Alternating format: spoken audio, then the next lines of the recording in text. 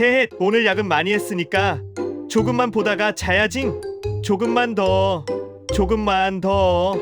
와, 출근 시간이네. 아, 나 미친 거 아니야? 아, 나 진짜 왜 이러지? 혹시 어젯밤 몇 시에 잠드셨나요? 자려고 누웠는데 유튜브 보다가, 인스타 보다가, 쇼츠 보다가 서너 시간이 지나버린 적 있으시죠? 한국인은 하루 평균 5시간 넘게 스마트폰을 씁니다. 청소년은 주말에 거의 7시간을 써요. 왜 이렇게 됐을까요? 숙면을 방해하는 원인 1위는 심리적 스트레스입니다. 스트레스를 받으면 우리 뇌는 즐거운 것으로 회피하려 하거든요. 그게 스마트폰이에요. 짧은 영상, 피드, 알림. 즉각적인 보상이 쏟아지니까 손에서 놓질 못하는 거죠. 그렇게 밤 11시에 누워서 새벽 2, 3시가 됩니다. 한국인의 31%가 불면증을 겪고 있고 4명 중 1명은 만성수면 부족 상태예요. 그런데 진짜 문제는 이게 단순히 피곤한 것으로 안 끝난다는 겁니다. 수면 부족은 뇌에 쓰레기를 쌓이게 하고 치매 위험을 높이고 심지어 수명까지 줄여요. 오늘은 잠이 우리 몸에 얼마나 중요한 역할을 하는지, 그리고 어떻게 자야 건강한 건지 연구 결과들을 바탕으로 이야기해 볼게요. 우리가 잠을 자는 동안 뇌에서는 특별한 일이 벌어지는데요. 바로 청소예요. 뇌에는 글림프계라는 시스템이 있는데 이게 낮 동안 쌓인 노폐물을 씻어내는 역할을 해요. 쉽게 말해서 뇌의 하수도나 로봇 청소기 같은 거죠. 그런데 이 청소 시스템은 우리가 깨어 있을 때는 거의 작동하지 않습니다. 오직 잠을 자야만 본격적으로 돌아가요. 문제는 이 노폐물 중에 치매를 일으키는 단백질이 있다는 겁니다. 아밀로이드 베타와 타우 단백질이에요. 알츠하이머 치매 환자의 뇌에서 발견되는 바로 그 물질들이죠. 미국 워싱턴대 연구팀은 수면 부족이 이 타우 단백질 수치를 높인다는 걸 발견했어요. 더 무서운 건 수면 부족이 이 단백질 덩어리가 뇌 전체로 퍼지는 속도까지 빠르게 만든다는 거예요. 잠을 못 자면 뇌 청소가 안 되고, 청소가 안 되면 쓰레기가 쌓이고, 그 쓰레기가 결국 뇌를 망가뜨리는 겁니다. 영국 케임브리지대 연구팀은 4만 명을 대상으로 이 글림프계 기능을 분석했어요. 결과가 충격적이었습니다. 글림프계가 제대로 작동하지 않는 사람은 10년 안에 치매에 걸릴 위험이 확연히 높았어요. 특히 고혈압이 있거나 수면 부족을 겪는 사람에게서 이 위험이 더 크게 나타났습니다. 미국 국립보건연구원 연구에서도 비슷한 결과가 나왔어요. 건강한 50대 8,000명을 20년간 추적했더니 하루 7시간 미만으로 자는 사람은 치매 위험이 30%씩이나 더 높았습니다. 치매만의 문제가 아니에요. 수면 부족은 수명 자체를 줄입니다. 2025년에 발표된 오리건 보건과학대 연구가 이걸 명확하게 보여줬어요. 미국 전역 3,000개 이상의 지역 데이터를 분석했는데 수면 부족은 흡연 다음으로 기대 수명 단축과 가장 강하게 연결된 요인이었습니다. 비만보다, 운동 부족보다, 식습관보다 더 강력한 영향을 미쳤어요. 연구진은 이렇게 말했습니다. 수면 부족은 그 자체로 수명을 줄이는 독립적인 위험 요인이라고요. 잠이 부족하면 단순히 피곤한 게 아닙니다. 뇌에 쓰레기가 쌓이고 치매 위험이 올라가고 수명이 줄어들어요. 그렇다면 도대체 얼마나 자야 하는 걸까요? 많은 사람들이 8시간이라고 답할 거예요. 어릴 때부터 들어온 말이니까요.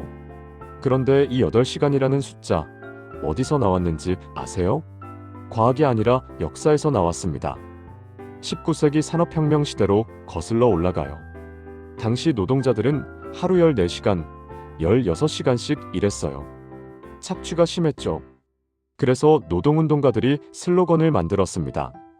8시간 일하고 8시간 쉬고 8시간 자자. 이게 8시간 수면의 기원이에요. 인간의 생리를 연구해서 나온 숫자가 아니라 하루 24시간을 셋으로 나눈 거죠. 물론 당시 상황에서는 의미 있는 주장이었어요. 하지만 그게 과학적 최적치는 아니었습니다. 그럼 실제로 얼마나 자는 게 좋을까요? 150만 명 이상을 분석한 대규모 메타 연구들이 있어요. 결과는 일관됩니다. 사망 위험이 가장 낮은 수면 시간은 7시간이에요. 8시간이 아니라 7시간입니다. 너무 적게 자면 문제가 되고 너무 많이 자도 건강에 좋지 않았어요. 7시간을 기준으로 양쪽 모두 위험이 올라갔습니다. 적게 자는 쪽은 뇌 청소가 부족해서, 많이 자는 쪽은 이미 건강 문제가 있는 경우가 많아서 그런 것으로 보여요. 여기서 주의할 점이 있어요. 오래 자는 게 나쁘다는 뜻이 아닙니다. 오래 자는 사람들 중에는 이미 건강 문제가 있어서 잠이 많아진 경우가 많거든요. 수면 시간이 원인인지 결과인지는 구분해야 해요. 중요한 건 7시간이 하나의 기준점이 될 수 있다는 겁니다. 그런데 모든 사람에게 7시간이 정답일까요? 그건 아니에요. 2025년에 발표된 20개국 5,000명 대상 연구가 재밌는 결과를 보여줬어요. 나라마다 평균 수면 시간이 다릅니다. 일본은 6시간 18분, 프랑스는 7시간 52분이에요. 거의 1시간 반이나 차이가 나죠. 그런데 건강 결과는 어땠을까요? 자기 문화권의 평균에 맞춰 자는 사람들이 오히려 건강했어요. 절대적인 시간보다 자기 몸에 맞는 시간이 중요하다는 거죠. 7시간은 참고치입니다. 누군가에겐 6시간이 딱 맞고 누군가에겐 8시간이 필요해요. 그렇다면 어떻게 자기에게 맞는 수면을 찾을 수 있을까요? 여기서 중요한 게 하나 더 있어요. 같은 7시간을 자도 어떤 날은 개운하고 어떤 날은 피곤하죠. 왜 그럴까요? 시간만큼 중요한 게 있어요. 바로 수면의 질입니다. 잠에도 구조가 있거든요. 우리가 잠들면 뇌는 여러 단계를 거쳐요. 크게 두 가지로 나뉩니다. 렘 수면과 비렘 수면이에요. 렘 수면은 눈이 빠르게 움직이는 단계로 주로 꿈을 꾸는 시간이에요. 감정을 정리하고 기억을 강화하는 역할을 하죠. 비렘 수면은 다시 얕은 잠과 깊은 잠으로 나뉘는데 이 중에서 가장 중요한 게 깊은 잠입니다. 앞에서 말한 뇌 청소, 글림프계가 가장 활발하게 작동하는 시간이 바로 이 깊은 잠이에요. 노폐물을 씻어내고 기억을 정리하고 몸을 회복시키는 핵심 시간이죠. 문제는 깊은 잠이 생각보다 적다는 거예요. 2025년 한국인 25만 명의 수면 데이터를 분석한 결과 전체 수면 중 깊은 잠은 약 15%에 불과했어요. 6시간을 자면 깊은 잠은 1시간도 안 되는 거죠. 나머지는 얕은 잠과 렘 수면이에요. 그런데 이 15%가 제대로 확보되지 않으면 아무리 오래 자도 피곤합니다.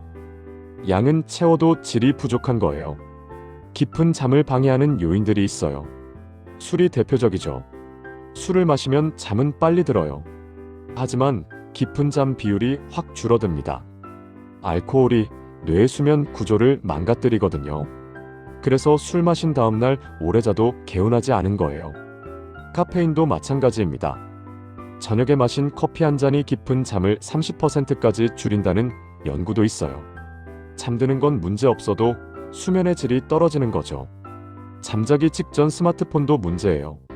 화면에서 나오는 블루라이트가 멜라토닌 분비를 억제합니다. 멜라토닌은 잠을 유도하는 호르몬이에요. 이게 줄어들면 깊은 잠에 들기가 어려워져요. 앞에서 말한 스트레스와 스마트폰의 악순환이 여기서도 작동하는 겁니다.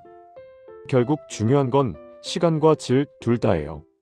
7시간을 자더라도 깊은 잠이 부족하면 소용없고 6시간을 자더라도 깊은 잠이 충분하면 개운할 수 있어요. 그렇다면 어떻게 해야 좋은 잠을 잘 수 있을까요?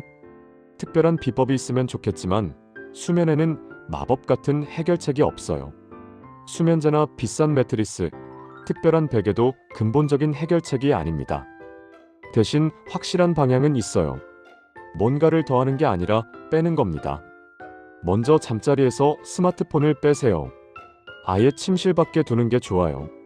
충전기도 거실에 두세요. 처음엔 불안할 수 있어요. 뭔가 놓치는 것 같고 심심하고 잠이 안 올 것 같죠. 하지만 일주일만 버텨보세요. 자연스럽게 잠드는 시간이 빨라지고 아침에 개운해지는 걸 느낄 수 있을 거예요.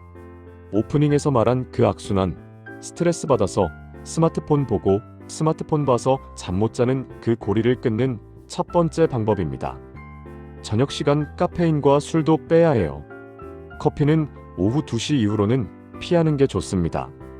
카페인 반감기가 대 6시간까지니까 오후에 마신 커피가 밤까지 남아있거든요. 술은 잠드는 데는 도움이 될 수 있지만 깊은 잠을 망가뜨려요. 숙면을 원한다면 술 없이 자는 연습이 필요합니다.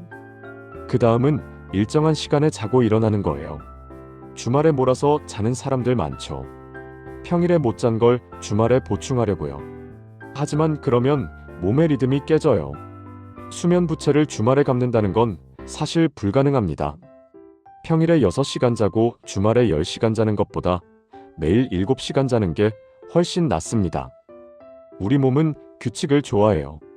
자, 마지막으로 낮에 햇빛을 쬐세요. 아침에 15분만 밖에 나가도 괜찮아요. 햇빛은 멜라토닌 분비 주기를 조절하는데 핵심적인 역할을 합니다. 낮에 빛을 충분히 받아야 밤에 잠이 잘 와요.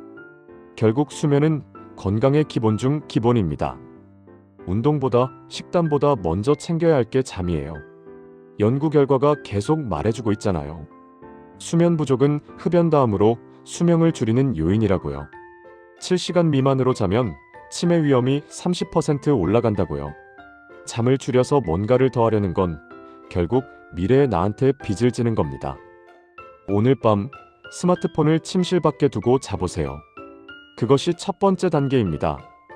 좋은 잠이 좋은 삶을 만들어요. 오늘의 당신과 내일의 당신의 건강과 평안을 바라면서 다음에 다시 만나요.